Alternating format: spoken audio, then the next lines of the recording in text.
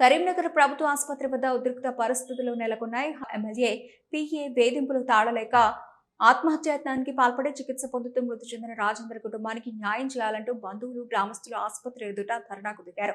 గుండ్లపల్లి మాజీ సర్పంచ్ బేతలి సమత మాట్లాడుతూ అక్రమ కేసులతో తమ కుటుంబాన్ని తీవ్రంగా ఇబ్బందులకు గురి చేశారని, ఈ మానసిక ఒత్తిడినే తన భర్త రాజేందర్ మృతికి కారణమని ఆరోపించారు. బాధ్యులపై వెంటనే చర్యలు తీసుకుని ఎమ్మెల్యే పిఏను అరెస్టు చేయాలని వారు డిమాండ్ చేస్తున్నారు.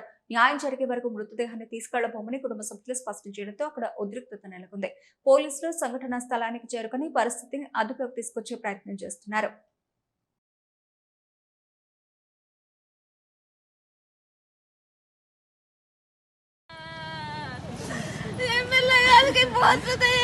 అక్కడ గొడవ అయినాక మాట్లాడదామని అయినా కానీ ఎమ్మెల్యే మెసేజ్ చూసుకున్నా రిప్లై చేయలేదు, ఫోన్ చూసుకున్నా రిప్లై చేయలేదు. నేను ఏం చేయాలి? నా భర్త ఏం చేయాలి?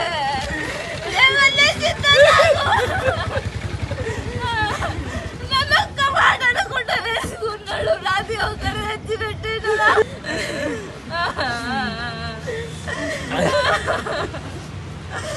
ఇదంతా చేసింది ఎమ్మెల్యే. చాలా ఎమ్మెల్యే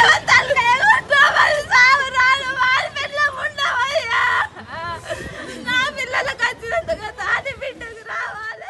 బేతలి రాజేందర్ రెడ్డి అనే వ్యక్తి గుండ్లపల్లి గ్రామానికి చెందిన పర్సన్, గన్నేరువారం మండలము. అతను గత వారం రోజుల క్రితము ఒంటిపై పెట్రోల్ పోసుకొని అంటించుకోవడం జరిగింది. అటు విషయంలో అతన్ని ఇన్ఫర్మేషన్ తీసుకున్న వెంటనే పోలీసు వాళ్ళు గవర్నమెంట్ హాస్పిటల్కు షిఫ్ట్ చేసినాము. అక్కడి నుంచి మంచి ట్రీట్మెంట్ కొరకు మరొక ప్రైవేట్ హాస్పిటల్కు షిఫ్ట్ చేయడం జరిగింది.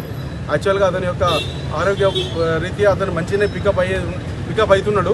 కానీ ఆల్ ఆఫ్ సడన్గా నిన్న అతని యొక్క ఇంటర్నల్ ఆర్గాన్స్ డౌన్ అయ్యాయని చెప్పి డాక్టర్లు చెప్పడం జరిగింది. దానివల్ల అతను అండర్గోయింగ్ ట్రీట్మెంట్ తీసుకుంటూ రాత్రి చనిపోయినట్టుగా డాక్టర్ డిక్లేర్ చేశారు. అటు విషయంపై ఈరోజు ఉదయం వాళ్ళ యొక్క భార్య దరఖాస్తు ఇవ్వడం జరిగింది. ఆ దరఖాస్తులో ఒక 5 పేర్లు మెన్షన్ చేయడం జరిగింది. మురళీధర్ రెడ్డి, రవీందర్ రెడ్డి, శ్రవణ్ అండ్ మల్లేశము అండ్ ఇంకొక పర్సన్, వాళ్ళందరి మీద కేసు నమోదు చేయడం జరిగింది. ఇన్వెస్టిగేషన్ చేస్తున్నాము. ఇన్వెస్టిగేషన్లో ఈ ప్రకారంగా వాళ్ళందరి మీద తగిన చర్యలు తీసుకుంటాం. సీసీ ఫుటేజ్ కూడా మేము సేకరించినాము. అందులో ఎంతవరకు వచ్చిందనేది మేము పరిశీలించలేదు, పరిశీలిస్తాం ఖచ్చితంగా. ఓకే.